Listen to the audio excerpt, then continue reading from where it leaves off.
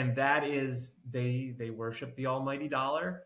And if it creates dollar bills, then they don't care how much controversy or who likes it or who doesn't, because at the end of the day, they're still getting paid, and they want those young eyeballs, just like how they do, the Nickelodeon game or whatever. It's not about what's going on the field anymore. It's not about the sports. It's not about the camaraderie of the team.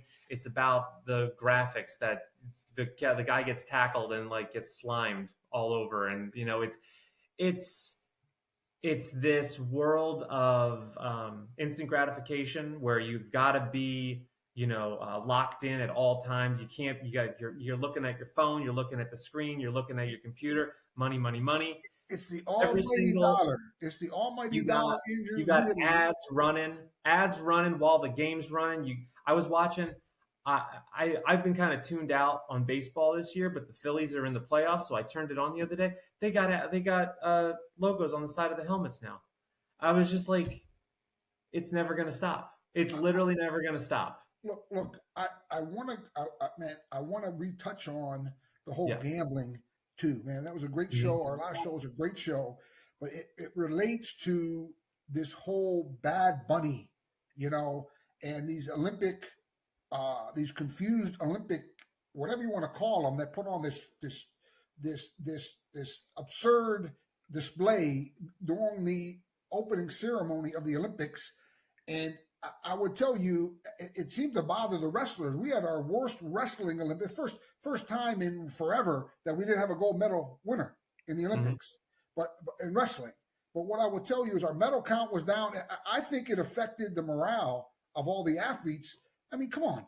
How of all these great international musicians that we have, how could you let these confused people put on some sort of whatever it was and mock Jesus, the greatest human being that ever lived? Now here we have the NFL, Andrew, the NFL doing something similar. We just had this legendary young Christian Charlie Kirk, who's trying to reach out to the to the young, to the youth, Mhm. and be a good witness and a good example to them.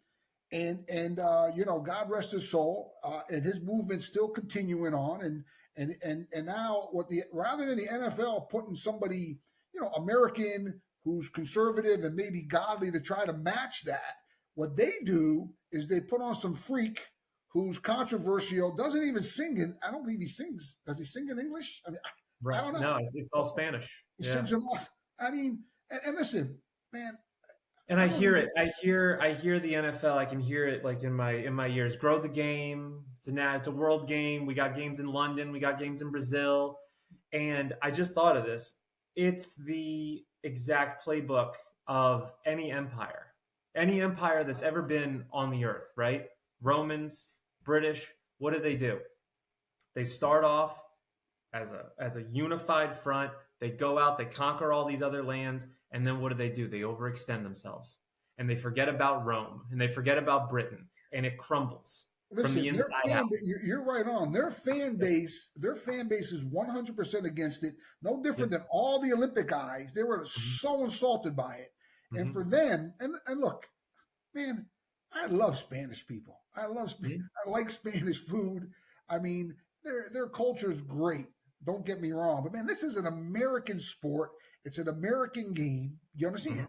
And Hmm. and the American men, mostly men, the majority of the men that people that watch the sport are men, because American football is exclusive to America. I mean, in Canada, they have the CFL, but no other country has uh, football Hmm. compared to every sport. Yeah, Hockey, no, they have no, no level comparable to you this. name it. They have every other sport all over the world, but football is our sport. It's an American Hmm. sport and a Canadian sport, and how dare they defile it with having an individual who sings? He doesn't even sing. He doesn't even sing in English, and he doesn't sing about America. So Hmm. the point I'm making is, it's all about the almighty dollar, Andrew. And here, going back to last year when Buffalo was playing Kansas City, and the Buffalo head football coach, a friend of mine from Quakertown, Pennsylvania, here, right Hmm. next to Lehigh County. He's a great guy. worked out with me. Great athlete himself, tough guy, was a wrestler. But the point I'm making is, you had Buffalo. Buffalo didn't have that witch dating the quarterback or the tight end. Had she been dating the quarterback or the tight end for the Buffalo Bills would have won. And having this Bad Bunny sing at the Super Bowl is my proof. It just proves the point. Do you understand? And in that last podcast that we did, which was awesome, you guys want to watch that too. The proof is in the pudding, in that the owners, we never talked about this, and I wanted to. The owners are the ones who hire the refs. They're at, now, is that sick? The NFL owners, it's a snake eating its own tail, are the ones who hire the refs. So if it's in the NFL's best interest for the Kansas City Chiefs to win, and those owners decide that that's what's in their best interest, I'm sure that those referees are being briefed by somebody. Yep. One of their cronies is going in and saying, hey, let the game go. And if the Chiefs are winning on their own, let them win. But if they're not, you got to make sure the Chiefs win, because that's in all the owners' best interest. That's in the TV ratings. That's what's best for the NFL and all the owners of the NFL and the players of the NFL, because that's how we can pay them these big contracts. That's how we get these big viewerships. We like to sit here and think. We like to sit here and think that on Sundays, what really matters is what's playing out on the field, because that's what makes us feel good as former players, as former coaches, athletes, anything. You want to feel like the guys on the field have the say in what's actually going on. Doesn't matter.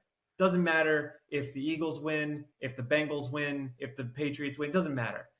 The owners win at the end of the day, because they're getting checks. They win before the season even starts. They sign those TV deals. They know that money's coming in. They don't care. And it's all pride and everything besides that. And you're right. And the only way they keep winning is if their viewership's up. Bingo. That's the only way they keep winning. If their viewership goes down, then guess what? Then they lose, because they don't get the big contracts. Then the owners lose, the players lose, because they can't pay some idiot $40 million to tackle a guy, for God's sake. Do you understand?